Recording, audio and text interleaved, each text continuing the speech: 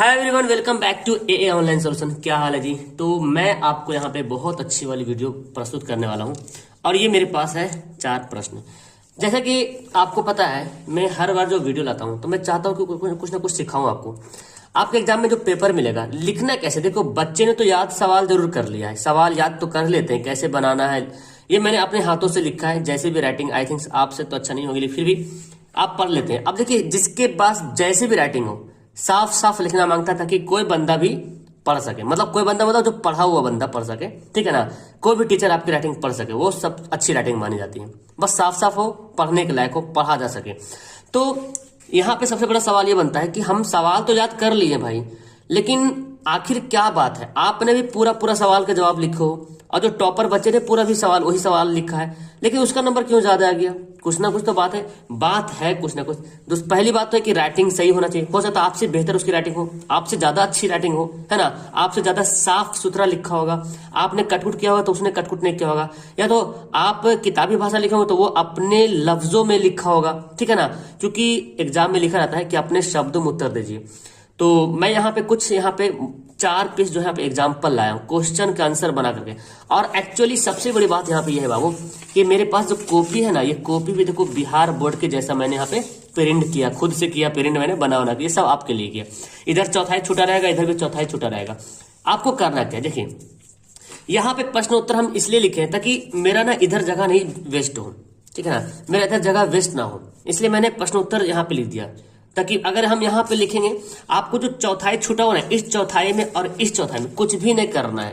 ये teacher copy check करेंगे तो यहाँ पे नम मार्किंग करते, इसे इधर ही मार्किंग करते, ठीक है।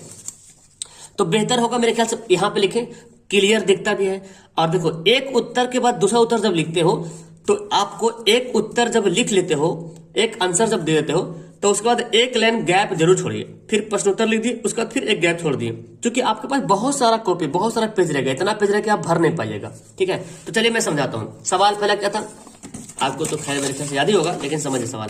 सूर्योदय या सूर्यास्त के समय सूर्य लाल क्यों दिखाई देता है या क्यों प्रतीत होता है, ठीक है। अब इसी का आंसर मैंने यहाँ पे लिख दिया कि सूर्योदय और सूर्यास्त के समय सूर्य क्षितिज के निकट होता है, मतलब बहुत निकट होता है। क्षितिज समझते हैं, जो ऐसे तिरछा होता है ना, ये जो है ना भाषा, तो इधर ये क्षितिज हो गया, इसको ये क्षितिज लाइन बोला गया, ये क्या है, क्षितिज है।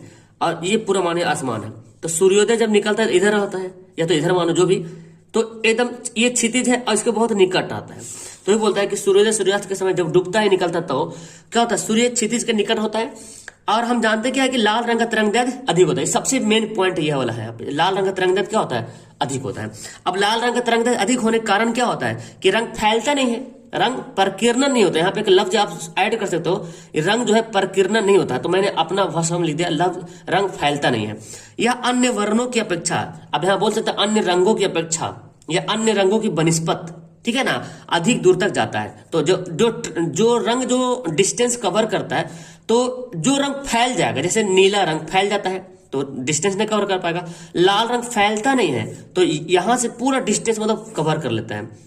अब ये होता है क्या, तो जब दूरी अधिक दूर तक जाता है, फैलता नहीं है, तो अन्य रंगों की अपेक्षा क्या होता है, अधिक दूर तक जाता है। यह किरणें जब हमारी आंख पे पड़ती है तो हमको लाल, क्योंकि हमारी आंख पे जैसी किरणें पड़ेगी वैसी दिखाई पड़ेगी। लाल किरणें पड़ रही तो लाल दिखाई पड़ रही। जैसे इसके अलावा लाल रंग का इस्तेमाल और कहां पे करते हैं, खतरे की निशानी घंटे में करते हैं, रेलगाड़ी के सिग्नल में, सिग्नल वाला भी आएगा तो उसका भी आंसर यहीं पर डालोगे, क्योंकि उसका तरंगदैर्घ्य अधिक होता है। अब तरंगदैर्घ्य अधिक होता है तो फैलता नहीं है, तो अन्य रंगों की तरह वो क्या होता है, अधिक दूरी जाता है, अधिक दूरी तक जाता है, तो हमको लाल दिखाई पड़ता है, ठीक है ना।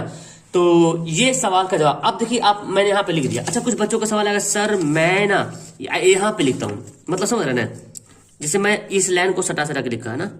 अब कुछ बच्चे बोले सर मैं ना यहाँ पे लिखता हूँ, जैसे मैं यहाँ पे लिख के बताता हूँ, ठीक है। जैसे एक सेंटेंस लिखता हूँ, पढ़ती है, देखिए पढ़ती है तो हमें सूर्य, अब सूर्य लाल, तो मेरे से तो खैर ऐसा नहीं हो पाता यार। देखो, मतलब लिख तो रहा हूँ, लेकिन कभी लाइनिंग का होता है आगे पीछे होता है, तो भद्दा सा टाइप का लगता है। आप लिख सकते हो, अगर आपकी अच्छी राइटिंग बनती है ऐसे लिखने में, ठीक है ना, तो लिख सकते हैं। तो मेरे होता क्या कि अक्सर लोगों से क्या होता है, अगर ऐसे लिखते हो तो दिक्कत होगा क्या कि कभी तिरछा इधर उधर हो जाएगा। और इस पे क्या होता है, एक लाइन बना रहता है, ऑलरेडी एक लाइन बना हुआ है, इस पे हम लोग एक आधार बना के क्या कर रहे हैं, आराम से लिख रहे हैं। आधार बना के हम लोग क्या कर रहे हैं, इसको आराम से लिखते जा रहे हैं, तो हो जा रहा है। ठीक है ना। तो आपको ऐसे करना है, आप जिस इधर से भी लिखोगे तो ठीक, कोई दिक्कत नहीं, लेकिन साफ साफ होना चाहिए। दूसरा सवाल जब आते हैं हम, तो इसका जो ग्राफ पैराग्राफ खत्म होता है, तो अब नीचे हम यहाँ पे भी आप डाल सकते हो, लेकिन बेहतर होगा थोड़ा सा इसको दिखाइए, क्योंकि बोलते हैं जो दिखता है वो बिकता भी है, अच्छा लगता है। अब देखिए दूसरा सवाल मैंने लिखा, अगर आपको पहला के बाद दूसरा याद नहीं, तीसरा याद है, तो तीसरा भी आप यहाँ पे लिख सकते हैं, है ना। हम तो एक लाइन से लिख रहे हैं, फ्लेमिंगो वाम हस्त नियम। देखिए अब देखो कलर मैंने यहाँ पे चेंज किया, आप लोग बोलते हैं सर ब्लू लिखे कि ब्लैक लिखे, तो हम दोनों कलर यूज किया मैंने, पर इस जो है जो मुझे दर्शाना था उसको मैंने ब्लैक से दे दिया, और मैंने लिखा ब्लू से। या तो आप ब्लैक से लिखो, ब्लू से दर्शाओ, ब्लैक से लिखो, जैसे मर्जी, लेकिन दोनों से मतलब कहने मतलब कि या तो आप सब जगह ब्लैक ही यूज कर सकते हो, कोई दिक्कत नहीं है। मतलब मैंने हेडिंग के लिए दर्शा दिया। अब जैसे फ्लेमिंग का वाम हस्त नियम लिखना था, मैंने लिख दिया फ्लेमिंग का वाम हस्त नियम ब्लैक कलर से। अब यहाँ पे लिखा बाएं हाथ की तर्जनी माध्यमा, ये वाला ना बाएं हाथ वाला, ये वाला तर्जनी माध्यमा ऐसे, और अंगूठे की इस प्रकार फैलाए कि तीनों एक दूसरे के परस्पर क्या हो, लंब हो। तो बताता है कि तर्जनी जो चुंबकीय क्षेत्र की दिशा बताए गए, और माध्यमा जो मिडिल फिंगर है वो प्रवाहित विद्युत धारा, चालक में प्रवाहित विद्युत धारा की दिशा, और अंगूठा जो है वो चालक पर आरोपित बल की दिशा की ओर संकेत करती है। यही बताता है फ्लेमिंग के वाम हस्त नियम। आपने लिख दिया आपने, ठीक है, और आपको ये सवाल याद भी होना चाहिए। अब मेरे पास सर इतना जगह बचा तो क्या छोड़ दे, नहीं, क्या छोड़ा उसको फायदा नहीं, आप यहाँ पे बना सकते ना। तो मैं यहाँ पे तीसरा सवाल ले लिया, और तीसरा सवाल क्या है, लोहे को जंग से बचाने के उपाय बताए हैं, कैसे जंग से बचाया जा सकता है। तो मैं लिख दिया लोहे को जंग से बचाने के उपाय, और तब देखिए पहला उपाय मेरा यशद लेपन। तो इस प्रक्रिया में लोहे की वस्तु के ऊपर जिंक की परत चढ़ाई जाती है। तो अगला पेज में हम लिख देंगे, है ना, यशद लेपन लिख दिए, ब्लैक में लिख दिए ताकि लगे हाँ कुछ पॉइंट लिखा। तो अब यहाँ पे ठीक है, अब देखो इधर मैंने कर दिया जिंक की परत चढ़ाते हैं, हो गया। फिर दूसरा लिख दिया मैंने पेंटिंग, इस प्रक्रिया में लोहे की वस्तु पर पेंट किया जाता है। पेंट में क्या होता है, पेंट करते हैं, और यशद लेपन में जिंक की परत चढ़ाते हैं। चौथा बहुत इंपॉर्टेंट सवाल है आपके लिए, उष्मा छिपी एवं उष्मा शोषी अभिक्रिया क्या है, उदाहरण दीजिए, ठीक है ना। अब देखिए मैंने लिख दिया प्रश्न उत्तर 4, देखिए ध्यान से। अब यहाँ पे उदाहरण देगा तो उदाहरण आपको देना भी पड़ेगा, ठीक है ना। और देखिए थोड़ा सा देखने में अच्छा लग रहा है, आई थिंक मुझे तो खैर अच्छा ही लग रहा है। अपने ऐसे भी अपना दही को कौन खट्टा बोलता है ना। मुझे तो अच्छा लग रहा है, आपको पता नहीं कैसा लगा, नीचे कमेंट करके बताना। मैं जो लिखा आज स्ट्रक्चर सही लग रहा है, मतलब लग रहा है कि हाँ यार कुछ कॉपी लिखा हुआ है, मतलब कोई टीचर के पास जाए तो यार पूरा नंबर मिल जाए। अच्छा लास्ट में चेक कर लेंगे हम।